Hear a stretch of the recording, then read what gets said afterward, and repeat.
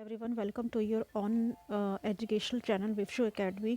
आज जो वर्कशीट आप लोगों की आई है वर्कशीट नंबर 25 है, मैथ्स की क्लास 8 के लिए है, 22 दिसंबर 2020 के लिए आई है। टॉपिक है cube and it's properties. Cube जैसे कि आप लोगों को पता ही है, जैसे कोई नंबर है अगर उसको हम 3 टाइम्स मल्टीप्लाई करते हैं तो उसके बाद जो आंसर आता है उसी को हम उस नंबर का क्यूब कहते हैं। फॉर एग्ज़ाम्पल अगर आप लोगों को दिया हुआ है 3 × 3 × 3 तो 3 की पावर हम 3 लिखते हैं जो कि आता है 27। तो हम कह सकते हैं कि जो 3 का क्यूब है जो उसकी पावर है 3 उसको हम क्यूब पढ़ते हैं, तो 3 का जो क्यूब है वो 27 है। तो इस तरह से ये क्यूब होते हैं। तो यहाँ पर जैसे कि आप लोगों को पता है आजकल क्या कोरोना कोविड-19 के बारे में चारों तरफ चर्चाएँ चल रही है, उसी का मद्देनज़र रखते हुए एक वर्ड जैसे कि आपने बहुत सारे न्यू वर्ड्स पढ़े हैं इस कोरोना टाइम पर, जैसे कि सैनिटाइज़र हो गया, सैनिटाइज़ हो गया। सैनिटाइज़र क्या होता है, कोविड क्या होता है और आइसोलेशन क्या होता है। बहुत सारे ऐसे न्यू वर्ड्स आए हैं आप लोगों की लाइफ में जो कि कोविड से रिलेटेड है। उसी में से एक वर्ड आया कंटेनमेंट जोन। कंटेनमेंट जोन एक ऐसा एरिया आता है जहाँ पर भी गवर्नमेंट ने डिसाइड किया कि अगर पर्टिकुलर एरिया में 200 तक के पेशेंट मिल जाते हैं, इन्फेक्टेड पर्सन, कोविड से infected person, Covid infected person अगर 200 तक चला जाता है तो उस एरिया को हम कंटेनमेंट कर देते हैं। कंटेनमेंट का मतलब होता है कि उस एरिया में हम किसी की एंट्री नहीं होने देते हैं, ना तो उस एरिया से कोई बाहर जा सकता है ना ही उस एरिया से के अंदर कोई जा सकता है, तो उस एरिया को हम कंटेनमेंट जोन कहते हैं। तो उसी से ही रिलेटेड कुछ यहाँ पे क्वेश्चंस पूछे गए हैं और यहाँ पर कहा गया है कि जैसे कि ये वाला एरिया है, यहाँ पर इसको घोषित कर दिया कंटेनमेंट जोन में। प्रिया और रिया आपस में बातें कर रहे हैं इस एरिया को लेकर कि यहाँ पर 200% जो है इन्फेक्ट हो गए हैं, इसीलिए इसको गवर्नमेंट ने कंटेनमेंट कर दिया है। तो यहाँ पर जो एरिया जो इंक्रीज़ हो रहा था नंबर ऑफ पैटर्न, वो एक पर्टिकुलर पैटर्न को फॉलो कर रहा था कि जो कंसेक्यूटिव ऑड नंबर्स है उनका एडिशन जो है वो आ रहा था फर्स्ट डे में। जैसे कि फर्स्ट डे में जो है एक पर्सन इन्फेक्ट हुआ, सेकंड डे में 8 हो गए, यानी कि क्या है 2 कंसेक्यूटिव ऑड नंबर्स का सम। 27 क्या है 3 कंसेक्यूटिव ऑड नंबर्स का सम, यानी कि लगातार आने वाले जो ऑड नंबर्स हैं उनका सम। इसी तरह से ये पैटर्न आगे बढ़ता चला जा रहा था। तो यहाँ पहले क्या, in how many days will the area mention above become a containment zone, कितने दिनों के बाद जो है ये जो एरिया है कंटेनमेंट हो गया। तो कितने दिनों के बाद होगा ये देखो, यहाँ पर पैटर्न देख के पता चल जाएगा।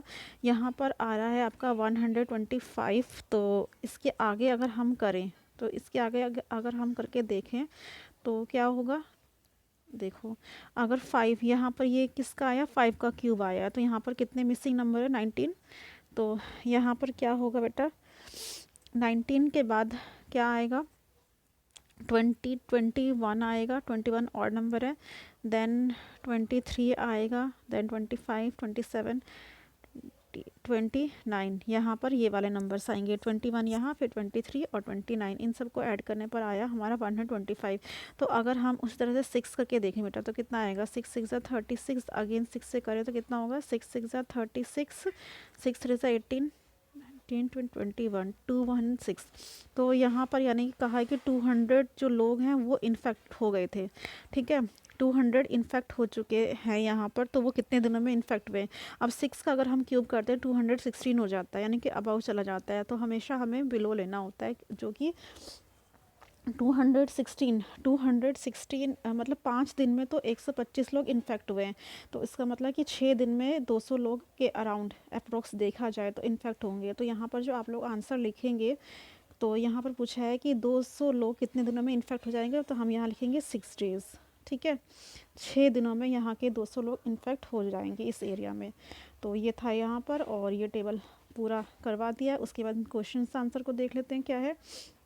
ये देखो, after the formation of containment zone बनने के बाद will the number of corona infected patient stabilise or will it increase और decrease at the same rate. मतलब कि कंटेनमेंट जोन अलग बनने के बाद वहाँ के जो इन्फेक्टेड पेशेंट है वो स्थिर हो जाएंगे, स्टेबलाइज हो जाएंगे, जितने हैं उतने ही रहेंगे, या फिर उनकी संख्या और बढ़ जाएगी या घट जाएगी, अपना आंसर को एक्सप्लेन करना है। तो ये रहा आपका आंसर बेटा, ये फर्स्ट का आंसर आपको ये लिखना है। After the formation After the formation of the containment zone, the number of corona infected patients will be stabilized first, यानी कि पहले तो वो स्थिर हो जाएंगे, जितने हैं उतने ही रहेंगे, क्योंकि आना जाना बंद हो जाएगा, ना तो कोई अंदर जा सकता है, ना अंदर से कोई बाहर जा सकता है. Then decrease as the chain of the infected person is get breakup. उसके बाद जो इन्फेक्टेड पर्सन है उनका रेट जो है डिक्रीज होना स्टार्ट हो जाएगा, क्योंकि जो चेन बनी है इन्फेक्टेड पर्सन जो चेन है वो ब्रेक हो जाएगी इस वजह से. ठीक है. उसके बाद है सेकेंड क्वेश्चन देख लेते हैं. सेकेंड क्वेश्चन में आपसे पूछा है कि what do you think the government should declare the area mention above as a contaminate zone after how many people are infected from corona. तुम्हारे हिसाब से गवर्नमेंट को कितना डिसाइड करना चाहिए कि इन्फेक्टेड पर्सन किसी एरिया में इतने मिले और उसके बाद उसको कंटेनमेंट जोन कर दे. तो जो गवर्नमेंट डिसाइड किया है वही आप लोग रखेंगे. देखो गवर्नमेंट यहाँ है, government should declare the area as a containment zone after 200 people are get infected from corona. ठीक है. तो ये इसका आंसर है, आप लोग यहाँ से उतार लेंगे. और फर्स्ट का मैं दिखाई चुकी हूँ ये वाला. ठीक है. फर्स्ट का ये उतार लेंगे, सेकंड का ये यहाँ से. देन थर्ड देखते हैं क्या है. थर्ड में पूछा है if the total number of people residing in the area mention about 3025. अगर उस एरिया में जो हम ये इस एरिया की बात कर रहे हैं, अगर वहाँ पे 3025 लोग रहते हैं, तो इस पैटर्न के अकॉर्डिंग तो पूरे एरिया को इन्फेक्ट होने में कितना दिन लग जाएगा.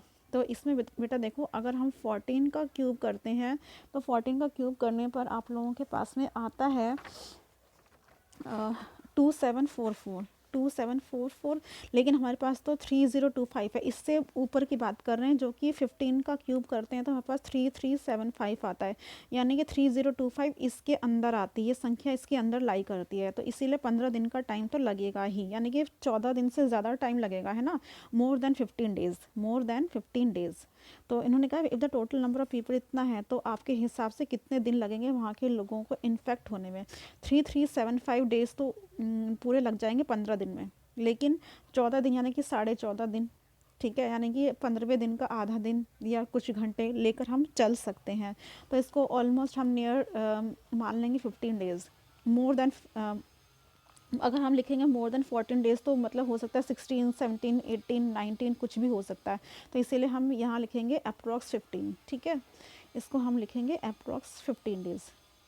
If the total people residing in the area is 3, then according to the above pattern approx यहाँ पे ये काट देंगे, हाउ मैनी काट के लिखेंगे अप्रॉक्स. ठीक है. Approx 15 days.